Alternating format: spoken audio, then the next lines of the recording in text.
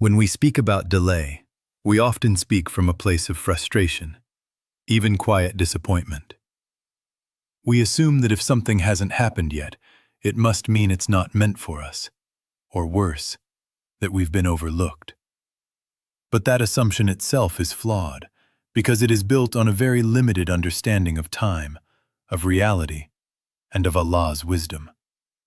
What we call delay is, in many cases, not a delay at all.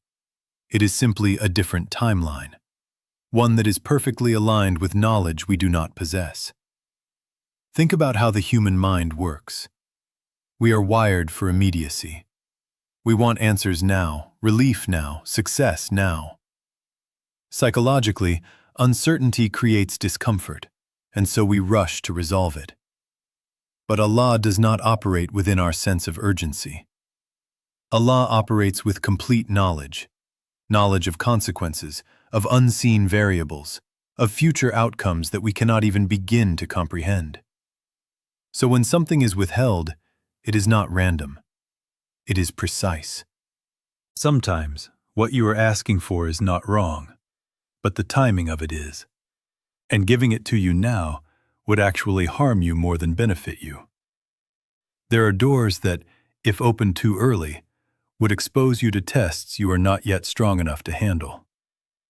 There are opportunities that, if granted prematurely, would lead to arrogance instead of gratitude, or loss instead of growth.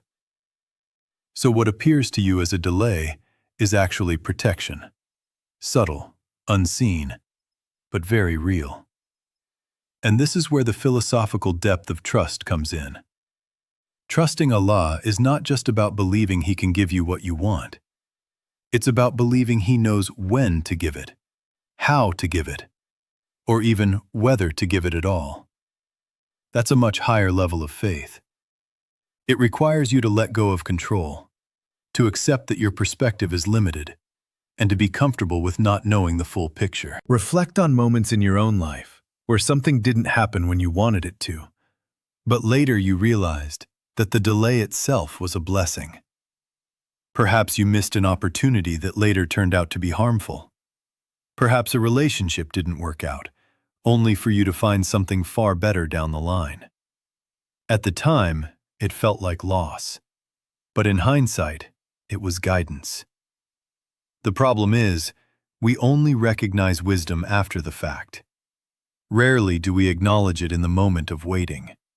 And that is where faith is truly tested, not when things make sense, but when they don't.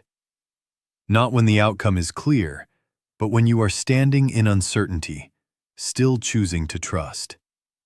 So the next time you feel that something is being delayed, shift your perspective. Instead of asking, "Why is this not happening for me?" ask, "What is Allah protecting me from? What is He preparing for me?" That question alone transforms your mindset from frustration to reflection, from impatience to trust. Because the reality is simple, yet profound. Delay is not denial. It is divine precision. And once you truly internalize that, you stop measuring your life by your own timelines and start finding peace in Allah's plan. And perhaps that is the real lesson here. What you are waiting for is not late. You are simply being aligned with the moment it was always meant to arrive. If we take that idea a step further, we begin to realize that the issue is not simply delay. It is our assumption that our timing is correct in the first place. We operate within a very narrow window of perception. We see what we want, we feel the urgency of our desires, and we construct a timeline that makes sense to us. But that timeline is built on incomplete information. And this is where the tension lies, between human urgency and divine precision. Allah's timing is not just different from ours, it is categorically superior. It is rooted in complete knowledge, not partial awareness. We tend to make decisions based on what we feel in the present moment. If something looks good now, we assume it will remain good. If something feels painful now, we assume it is entirely bad. But reality is far more complex than that. What benefits you today might harm you tomorrow. And what hurts you today might be the very thing that saves you later. From a psychological perspective, this is deeply uncomfortable for us because it requires surrender. Human beings are not naturally inclined to surrender control. We want predictability, we want clarity, and above all, we want to feel that we are in charge of our own outcomes.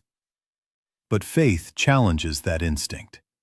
Faith asks you to accept that you are not in control of everything, and more importantly, that this lack of control is actually a mercy. Consider how often we rush into things simply because the opportunity presents itself. We equate availability with suitability. If a door opens, we assume we must walk through it immediately. But not every open door is meant for you. And not every closed door is a rejection. Sometimes, a closed door is simply a redirection towards something far more suitable. Something you would not have even considered on your own. And this is where the wisdom of divine timing becomes evident. Allah does not respond to your urgency. He responds to your need in its truest, most complete sense. He sees the ripple effects of every decision, the long-term consequences that you cannot foresee. So when something is delayed, it is not because it has been ignored. It is because it is being positioned within a larger framework that you are not yet aware of. Think about the times you insisted on something so strongly, believing with absolute certainty that it was right for you, only to later realize how limited your understanding was. That realization, as humbling as it may be, is actually a glimpse into a greater truth. Your perspective, no matter how confident it feels, is always partial. And this is why aligning yourself with Allah's timing requires a shift in mindset. It is not about suppressing your desires or pretending you don't want things. It is about holding those desires with humility.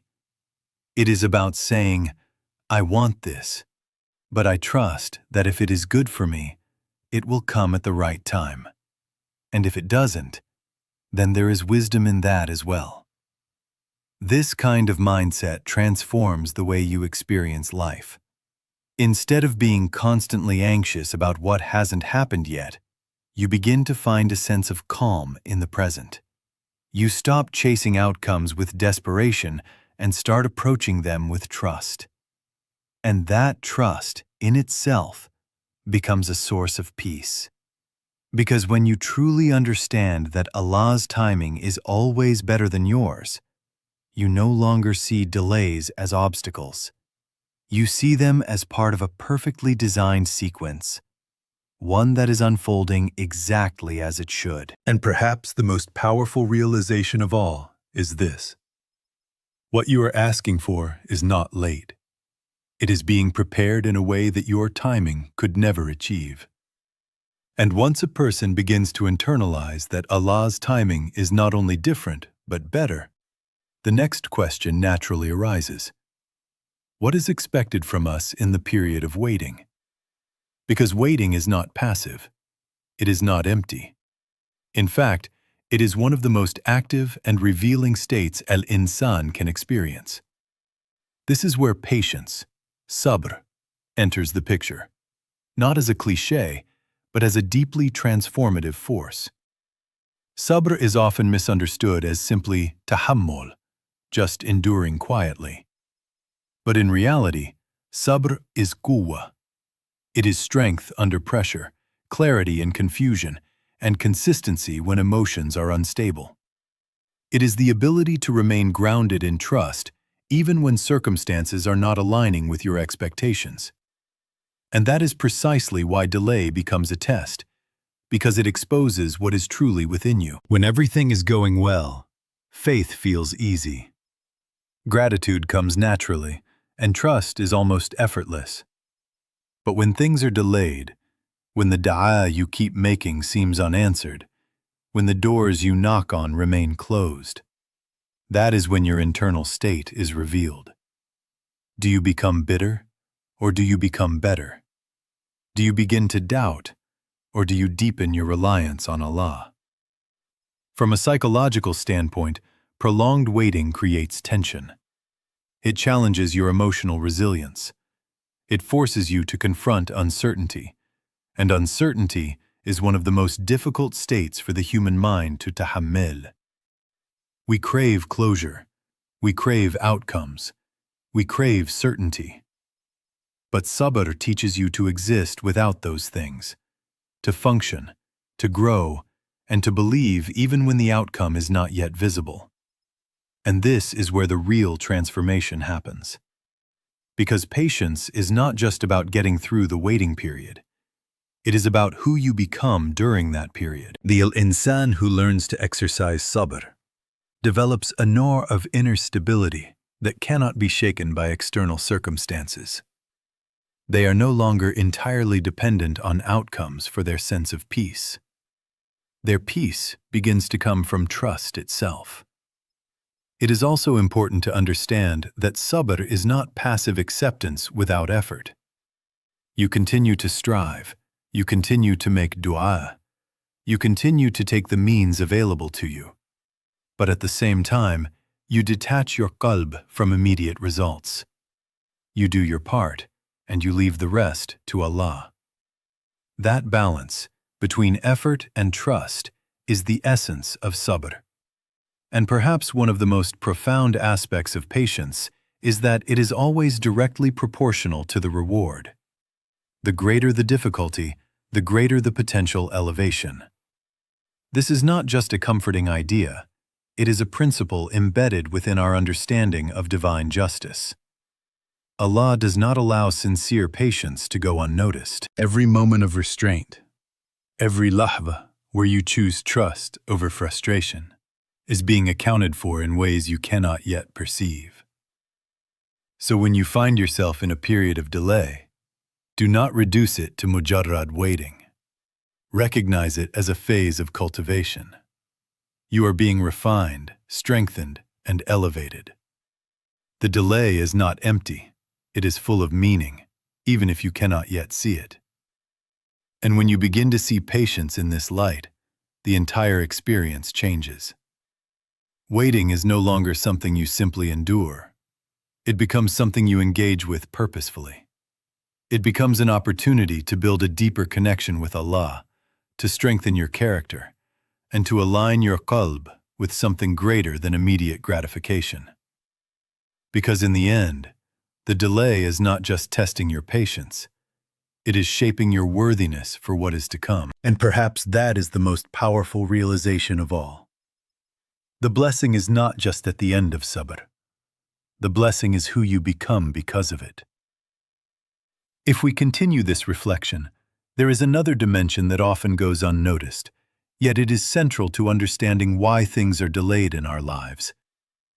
We tend to assume that the main purpose of a blessing is simply to receive it, to get the job, the marriage, the success, the comfort we are asking for. But in reality, from a deeper spiritual and psychological perspective, receiving something is only one part of the equation. The other, more subtle part, is whether you are ready to carry it. Allah does not only give what you ask for, He also prepares the one who is asking. And very often, the delay you experience is not about the absence of the blessing itself, but about the construction of the person who will receive it. Because a blessing in the wrong hands, or given to an unprepared heart, can become a source of arrogance, imbalance, or even destruction. Think about how human growth actually works. You do not give a complex responsibility to someone who has not developed the capacity to handle it. There is a process of preparation, of gradual exposure, of building strength over time. In the same way, Allah's blessings are not isolated events. They are part of a process of shaping you into someone capable of handling what you are asking for. From a psychological standpoint, every desire you carry is not just about the external outcome. It is also about the internal transformation required to sustain that outcome. For example, someone may ask for wealth, but without discipline, gratitude, and responsibility, that wealth may become a burden rather than a blessing. Someone may ask for influence, But without humility and emotional maturity, that influence may lead to pride or harm. So the delay is often not in the gift itself, but in the readiness of the receiver. And this is where life experiences begin to take on a different meaning. The hardships, the setbacks, the periods of confusion, they are not random interruptions in your journey. They are part of your training. They are shaping your patience, your resilience, your emotional intelligence, your dependence on Allah. In ways you may not recognize at the time, you are being refined into a version of yourself that can sustain what you are asking for. We often pray for outcomes, but we rarely reflect on the qualities required to maintain those outcomes. And Allah, in His wisdom, addresses both. He does not just respond to the dua, He responds to the state of the one making the dua. Because giving something without preparing the person for it would not be mercy, it would be imbalance. This is why sometimes you notice a pattern in life. You may repeatedly approach a certain goal, but something always seems to slow you down or redirect you. And instead of interpreting that as rejection, it may actually be preparation. You are being shaped through experiences that are quietly building the internal strength required for that very thing. And when you look back later in life, you often realize that the delay itself was the reason you were able to handle the outcome when it finally arrived. Had it come earlier, you might not have been ready emotionally, spiritually, or even practically. But because of the delay, you grew into it. This understanding changes the way you view your current situation. You stop seeing yourself as stuck and start seeing yourself as in development. You are not being denied, you are being equipped. And that shift in perception is powerful because it replaces frustration with meaning and confusion with trust. So when you feel that something important is taking time, do not only ask, "Why is it not here yet?" Ask also, "Who am I becoming in the process of waiting for it?" Because very often, the answer to that second question explains the first. And perhaps the deepest realization here is this: what you are waiting for is not only being prepared for you, it is you who is being prepared for it. Another deeply transformative realization in this journey is how we understand the nature of dua itself. Many people unconsciously assume that dua is a simple transaction. You ask, and then you should immediately see the result. And when that does not happen, frustration begins to creep in, and sometimes even doubt. But this understanding is not only limited, it misses the profound reality of what dua actually is in the sight of Allah. Dua is never wasted. Not a single sincere request, not a single moment of turning to Allah in need is ever ignored or left without response. The issue is not whether it is answered, but how it is answered. Because Allah responds in ways that are far more layered, far more wise, and far more beneficial than our immediate expectations. Sometimes, what you ask for is granted exactly as you wanted it. You make dua, and Allah gives it to you in its exact form. But that is only one type of response. There are other forms that are far more subtle and often far more beneficial. Sometimes, Allah delays the response because the timing is not yet aligned with your long-term good. And sometimes, what you asked for is replaced with something better, something you did not even realize you needed. And there is another dimension that is often overlooked. Sometimes the dua itself is not about the worldly outcome at all. It is about the transformation that occurs within you while making it. Every time you raise your hands, every time you acknowledge your dependence on Allah, something shifts internally. Your ego softens. Your awareness deepens. Your connection with your Creator becomes more real. Even if the external request is not immediately fulfilled, the internal effect is already a form of answer. From a psychological perspective, this is extremely significant. Human beings are shaped not only by what they receive, but also by what they repeatedly turn toward. When you consistently turn to Allah in moments of need, you are training your heart to rely on something greater than the visible world. You are breaking the illusion of self-sufficiency. And that transformation itself is one of the greatest responses to dua. There are also moments where dua is not granted in the form you expect, because Allah is protecting you from something you cannot see. What appears to you as a missed opportunity may actually be a diverted harm. And in other cases, the dua is preserved and returned to you in a form you will only fully understand in the hereafter, where the scale of reward is far beyond anything in this world. This is why the relationship between dua and timing is so crucial. We often evaluate dua based on immediacy, but Allah evaluates it based on wisdom, protection, and eternal benefit. What is delayed is not denied. What is not given in the way you expected is not lost. It is either stored, transformed, or replaced with something better. And when you begin to internalize this, your entire emotional relationship with dua changes. You no longer feel that silence is rejection. You no longer feel that waiting is absence. Instead, you begin to understand that every dua has a trajectory that extends beyond your immediate perception. This realization brings a quiet kind of confidence.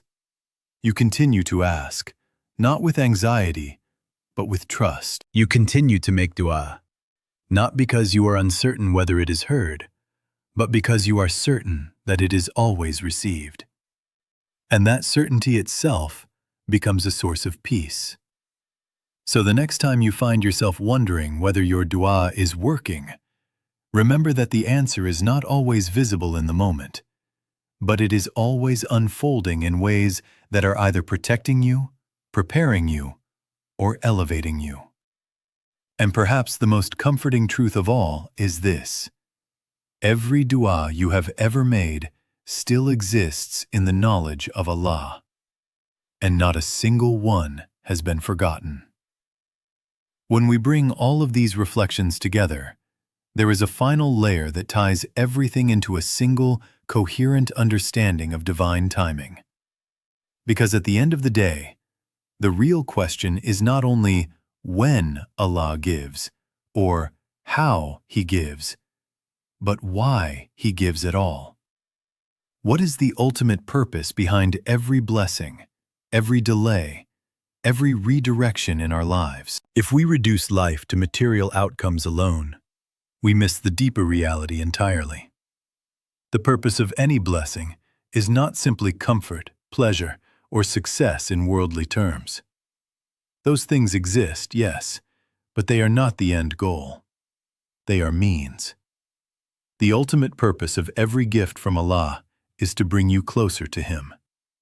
And if a blessing does not achieve that purpose, then even its timing is reevaluated in light of your spiritual state. This is why the concept of perfect time is not just about external readiness, it is about internal alignment. A moment becomes perfect not because it matches your desire, but because it matches your relationship with Allah. Sometimes, Allah gives you something when you are distant from Him, and that becomes a means of bringing you back. Other times, He delays it until your heart is in a state where the blessing will not pull you away from Him. From a psychological point of view, this completely reframes how we interpret life events. We usually measure success by acquisition, what we gain, what we achieve, what we accumulate. But in the divine framework, success is measured by connection. Does this event increase your humility or your arrogance? Does it increase your dependence on Allah or your dependence on yourself? Does it make your heart more attached to the dunya or more aware of the akhirah? And this is where many people misunderstand their own experiences. Sometimes a person receives what they wanted, but instead of it bringing them peace, it brings distraction. Their heart becomes busier, their connection with Allah weakens, and slowly, the blessing turns into a test. Not because the blessing itself was bad, but because the timing and the internal state were misaligned. On the other hand, there are moments when Allah withholds something, and in that withholding, a transformation occurs. The person turns back to Allah more sincerely, more consistently, more humbly. Their reliance deepens. Their awareness increases. And in that state, when the blessing finally arrives, it does not distance them from Allah. It strengthens their bond with Him. So when we say, the perfect time, we are really speaking about divine precision in shaping your spiritual trajectory. It is not random. It is not emotional. It is not even purely circumstantial. It is deeply intentional. Every delay, every grant, every change in direction is calibrated around one central goal: your nearness to Allah. And this is where reflection becomes essential. Because if we are honest with ourselves, we often ask for things without considering their impact on our faith. We ask for ease, but forget to ask whether that ease will bring us closer to Allah or further away. We ask for success, but rarely ask whether that success will make us more grateful or more self-reliant. We ask for change in our circumstances, but seldom reflect on the change it will create in our hearts. When you begin to see life through this lens, your entire understanding of timing shifts. You stop asking, why now? And start asking, will this bring me closer to Allah now? And sometimes, the answer to that question is different from what your desire expects. But it is always aligned with what your soul truly needs. This is why the believer's relationship with timing is fundamentally different. There is trust not only in what is given, but also in what is withheld. There is comfort not only in arrival, but also in delay. Because both are seen as part of a single, unified purpose, guiding the heart back to its Creator. And perhaps this is the ultimate realization. The perfect time is not when everything aligns with your wishes, but when everything aligns with your return to Allah. So if there is one thing to carry forward from all of this, it is this simple but profound truth. What is meant for you will not only reach you, it will bring you closer to Him.